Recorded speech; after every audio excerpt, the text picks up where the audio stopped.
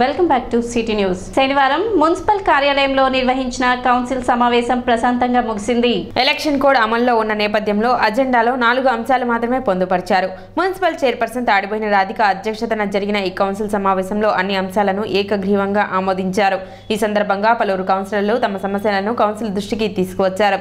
పట్టణంలో దోమలు విపరీతంగా పెరిగిపోయాయని, ఫాగింగ్ మిషన్లు అందుబాటులో ఉన్నాయా లేదా, ఫాగింగ్ ఎందుకు చేయడం లేదని పలువురు కౌన్సిలర్లు అధికారులను నిలదీశారు. రెగ్యులర్గా ఫాగింగ్ చేసేలా చర్యలు తీసుకుంటామని మున్సిపల్ కమిషనర్ బండి శేషన్న తెలిపారు.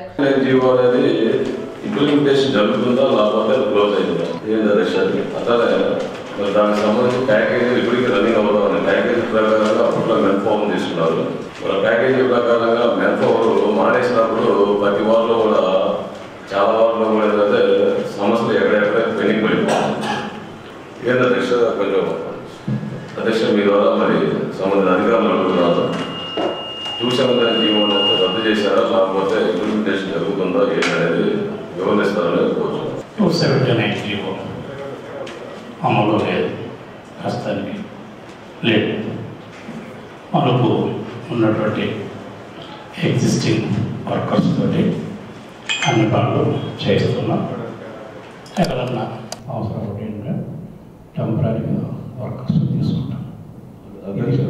సిస్టమ్ కూడా ప్యాకేజీ ప్రకారంగా చేస్తున్నారు తప్పనించి ప్యాకేజీలు దాటి ఎవరు చేయట్లేదు.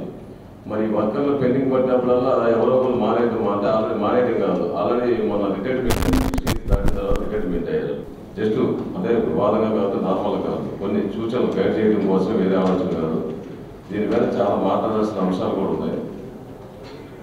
మరి మీ ద్వారా చైర్పర్సన్ గారి ద్వారా మరి కమిషనర్ గారు మీ ద్వారా ఎవరైనా అధికారులు అంటే ఎవరిని ఇస్తే నేను చెప్తాను.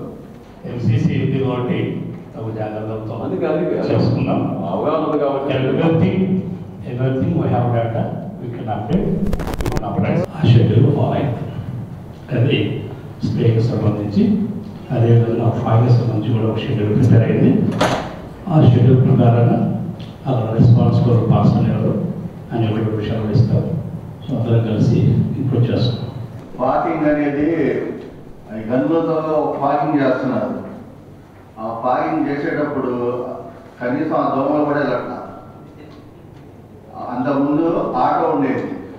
ఆ ఆటో ఉందా, పార్కింగ్ ఆటో అసలు లేదా, పక్కన పెట్టేశారా?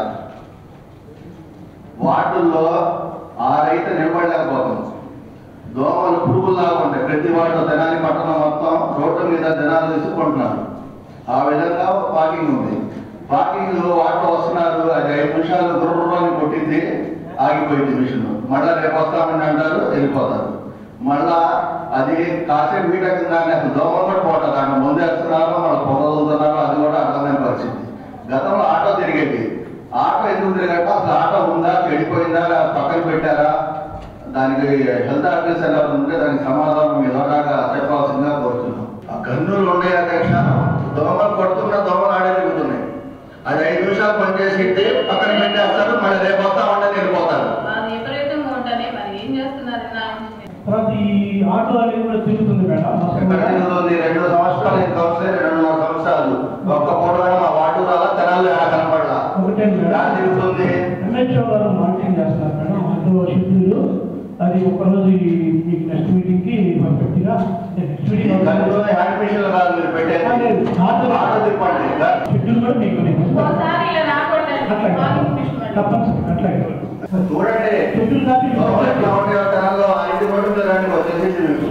టీడీపీ కౌన్సిలర్ బోయపాటి అర్ణ తమ వార్డులో కాలువ పూడిక తీత తీయిస్తామని చైర్పర్సన్ గత కౌన్సిల్లో హామీ ఇచ్చారని, ఇంతవరకు వార్డుకు ఎందుకు రాలేదని చైర్పర్సన్ ను ప్రశ్నించారు. ఎన్నికలకు రావడంతో వార్డులో పర్యటించలేదని చైర్పర్సన్ తెలిపారు.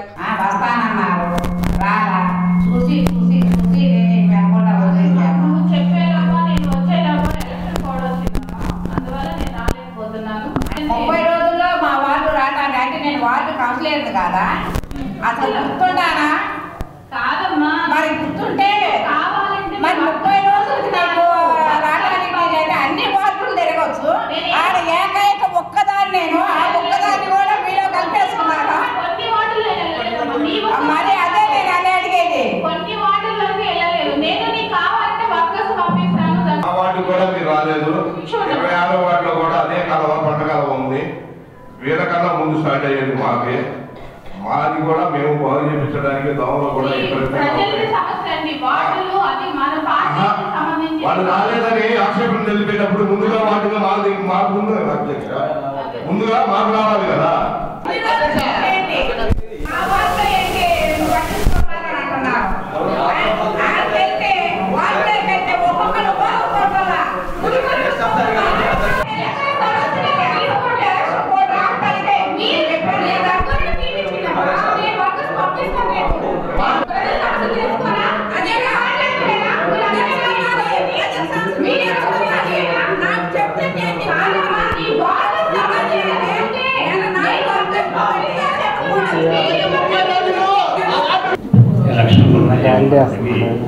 చేయాల్సిన బాధ్యత ఉంది. మీ వార్డుకు రేపు వస్తున్నాను. అక్కడ సమస్యలు ఉన్న వాటర్ సప్లై శానిటేషన్ రిలేటెడ్ చేస్తాం.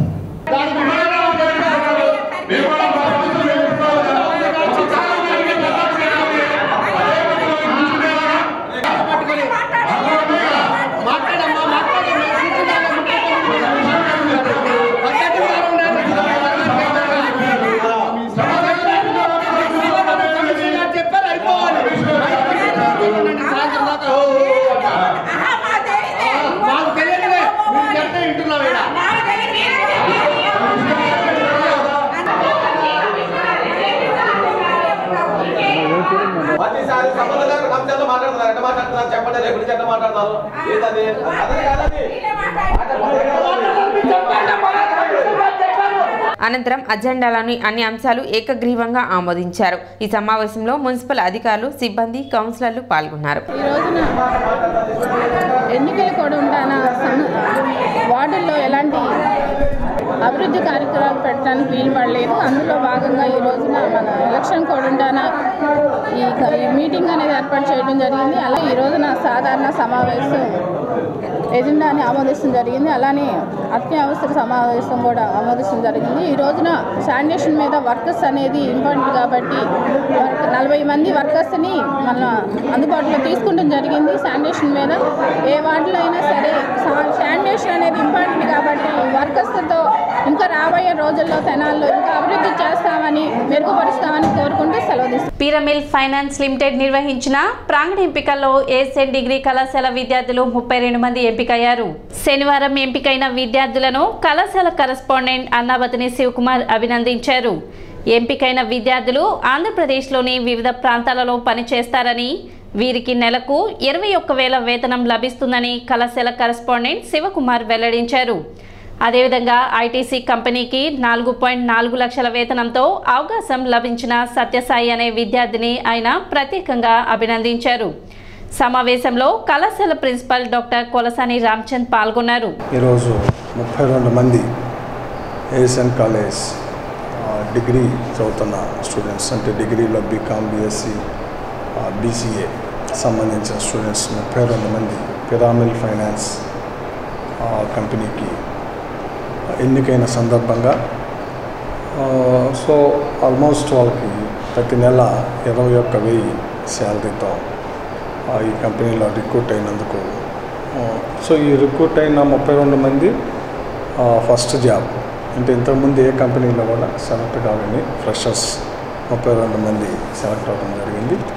సో ఇది కాక ప్రముఖ ఐటీసీ కంపెనీ దాంట్లో బీకామ్ చదువుతున్న దినేష్ స్టూడెంట్ సుమారు 4,40,000 రూపాయల శాలరీతో హైయెస్ట్ ప్యాకేజీతో సెలెక్ట్ అవటం కూడా కంగ్రాట్స్ చెబుతూ, ఏఎస్ఎన్ కాలేజ్ ఈ ప్రాంత విద్యార్థులు, ఈ ప్రాంత తల్లిదండ్రులు ఈ కాలేజీలో చదివితే జాబ్ వస్తుంది అన్న నమ్మకాన్ని నిలబెట్టుకుంటూ ఈ క్లిష్ట పరిస్థితుల్లో కూడా ఏదైతే కొత్త జాబ్ ఆపర్చునిటీ ఉందో ఆ జాబ్స్ని అందిపుచ్చుకొని కాలేజీలో ప్రతి సంవత్సరం 1,500 నుంచి 2,000 మందికి జాబ్ ఆపర్చునిటీని ఇచ్చే ఒక మంచి కాలేజ్ ఏఎస్ఎన్ కాలేజ్.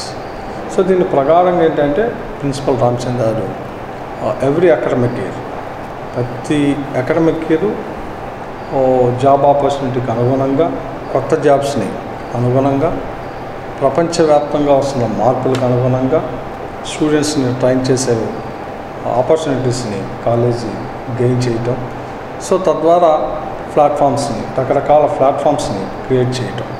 ప్రముఖ మల్టీనేషనల్ కంపెనీ పిరామిల్ ఫైనాన్స్ గత వారంలో ఏఎస్ఎన్ డిగ్రీ కాలేజీలో జరిపిన క్యాంపస్ రిక్రూట్మెంట్స్లో బీకామ్, బీఎస్సీ, బీసీఏ నుంచి 32 మందిని సెలెక్ట్ చేసుకోవడం జరిగింది.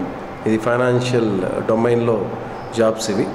వాళ్ళందరికీ కూడా పర్ మంత్ 21,000తో పాటు పెర్ఫార్మెన్స్ ప్యాక్స్ ఉంటాయి. పర్ మంత్ వాళ్ళు జాబ్ చేసిన విధానాన్ని బట్టి కూడా ఇంకా అడిషనల్గా 5,000 to 10,000 రావడానికి కూడా అవకాశం ఉన్న జాబ్ ఇది.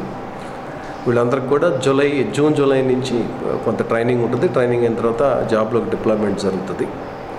అలానే ప్రముఖ కంపెనీ ఐటీసీ, ఇండియన్ టొబాకో కార్పొరేషన్కి వాళ్ళు రీజియన్ మొత్తం జనరల్గా ఎవ్రీ ఇయర్ ఆంధ్ర రీజియన్ ఒక్కరిని సెలెక్ట్ చేసుకుంటారు. ఈ సంవత్సరం మా కళాశాల నుంచి బీకామ్ చదువుతున్న సాయి 4.4, దినేష్ సత్యసాయి 4.4 lakhs హైయెస్ట్ ప్యాకేజ్తో సెలెక్ట్ అయ్యాడు ఐటీసీకి. అది కూడా పెద్ద అచీవ్మెంట్. బీకామ్ చదువుతా 4.4 lakhs per annumతో అంటే అరౌండ్ 40,000 వరకు వస్తుంది సంవత్సరానికి. సిటీ న్యూస్ ముగించే ముందు ముఖ్యాంశాలు మరోసారి.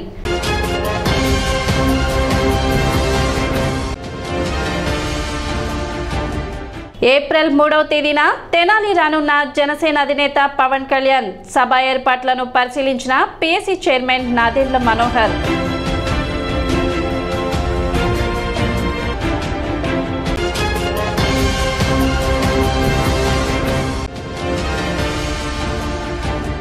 ప్రశాంతంగా జరిగిన మున్సిపల్ కౌన్సిల్ సమావేశం. అజెండాలోని అన్ని అంశాలను ఆమోదించిన కౌన్సిల్.